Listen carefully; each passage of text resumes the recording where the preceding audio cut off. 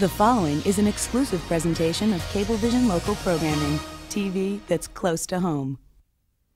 Islip Councilman Steve Flotteron is in our studio today. We'll discuss his plans on keeping real estate taxes down and improving services. Next on Cablevision's Meet the Leaders.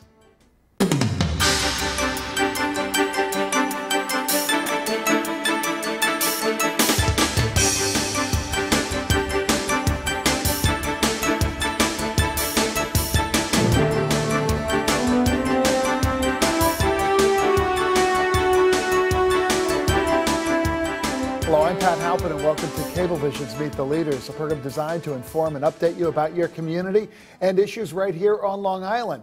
With us today is Islip Town Councilman Steve Flotteron. Councilman, it's good to have you on Meet the Leaders. Thank you for having me. This is a first for you on Meet the Leaders, so we have a lot to talk about. I'd like to come again in the future. Well, you'll be back. First of all, you are now completing or in your third term as a member of the town board, going into your fourth term. Not my first term, but my fourth year. I take that back. You're right. You've been on the board now 3 full years, and you're in your final. You'll be running for re-election this coming November. Obviously, you had a life before politics. What did you do before, and how did that lead you to running for the town council? Well, I was a businessman. I'm an insurance agent and also have a stockbroker's license. I have my own business for over 10 years now. Prior to that, I was in business, but working for Guardian Insurance as an employee doing the business. And from that, besides my business life, young family, got very active civically in a community group called the Bay Shore Summit Council, one of many groups. I started another group called the Tri-Hamlet Alliance. Where is the Tri-Hamlet part of Bay Shore, Brightwater? Well, the Tri-Hamlet Alliance was when going through different things in the civic area, you realize, it's not only the problem we have on our street, it's not only our problem, it's the same problem happening in Brentwood or Central Islip. And I figured we had more strength working in numbers, so I reached out to the leaders in Brentwood and Central Islip, and we formed the Tri-Hamlet Alliance. And now, is this a group that would get together regularly and kind of discuss common issues? Common issues, and by working together, we helped change the New York State law. What was that law all about? That was a thing called the District Court Act. The problem was we found, and sometimes you would have in a community a slum house or something, and it was an absentee landlord. And it's like, why isn't the town enforcing things? And I found out, there's usually a reason why, maybe not. And the reason was that the District Court Act made it was hard for towns to serve the slumlord papers to come to court. Summons. The summons. Unless the law was, district court was, if it was in your county or adjoining counties, the only ones we could serve. So if the slumlord was from Queens or Syracuse or Manhattan, they basically would close the file. So I was like, that would just... Wait a second. So they're issued a summons, and this is based on evidence that they're violating the town code.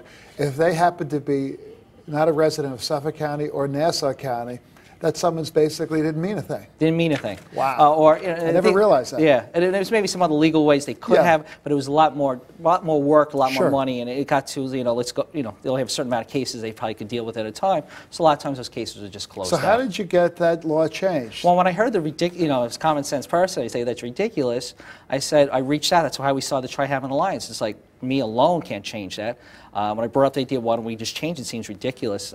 People laughed at me because I was naive, like getting Albany to change a law. And I'm like, why not? And I'm sort of stubborn, I guess. And I reached out, we friends from the Brentwood Summit Council, Mike Malazzo, a gentleman named George Glass from Central Islip, and they represented large groups in this community. When we went to Albany, we got our assemblymen and senators to sponsor the bill. We lobbied it. Within like 6 months, we changed the law. Yeah, and this had been the way it had always happened until you changed. You changed the law. So, exactly. So people would just close the file. The town attorney would say, well, I guess there's not much we could do here. Instead of saying, well, we ought to just really change this small portion, section of law that creates this roadblock. Well, so people don't realize that when they run up against roadblocks, that sometimes you just can't take no for an answer. Exactly. And you got to understand why. What's the reason? But then you've got to try to work through it. So I admire that. So from there, you decide to run for the town board. Why? Why? It was just, One, I was honored. I was asked to. Actually, I was working very closely with the councilman on all the civic things. Councilman Brian Ferriggiari. And Brian left. Brian left, and I had a friendly working relationship with him.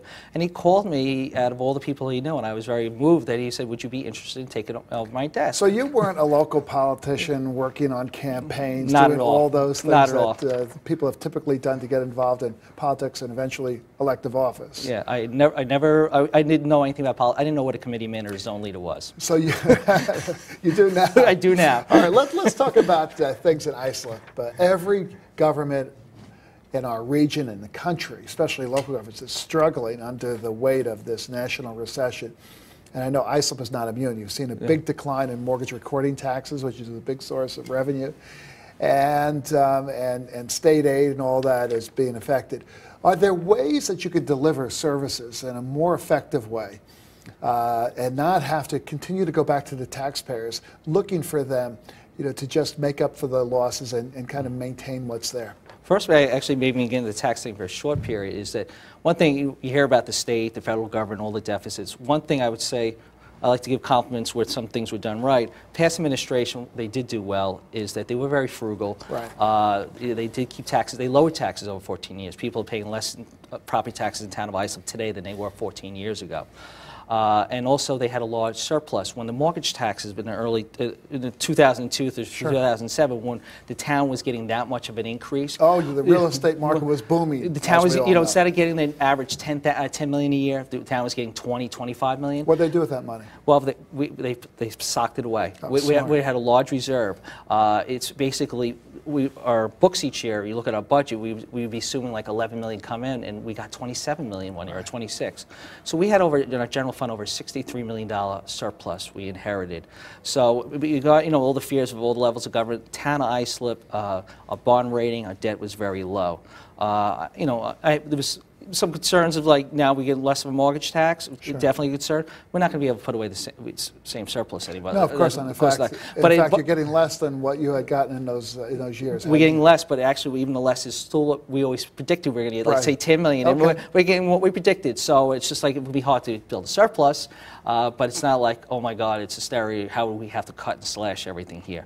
And basically, I believe money is put away for a rainy day. And my statement is a lot of times, well, it's pouring right now. This is a time to hold line on taxes or reduce taxes a little bit, at this time, for stimulus. Even if our tax, some people say you only have a $3 increase. And right now, $3 means a lot to everyone. And if anything, look, if you can keep things stable, people are very happy. So because they've already factored that into their budget. So you have this rainy day fund. Which is there for circumstances just like this. But still, as you know, you still have the portions of the budget that typically go up. You've got cost of living increases that go to your employees. You've got health care costs that increase. The cost of asphalt and all of the things that you need to pave roads and the materials that you buy have gone up. Yes. So how do you manage in a situation like that? There's many different ways, and I'll maybe even go off on a tangent. I was like, you have different concerns, and one concern, say, in the community is gang problems on Long Island is a big issue. How do you solve that? None of us, any of us, are really a major pro on that topic because we haven't solved it. But I believe part of the way of solving it is keeping the kids occupied. Lots of kids may have only one parent, or parents working many hours, they're not at home, and idle time gets people in trouble. Well, in addition to that, these gangs, I mean, for better or for worse, and in my opinion for worse, they provide a social network and a group support system.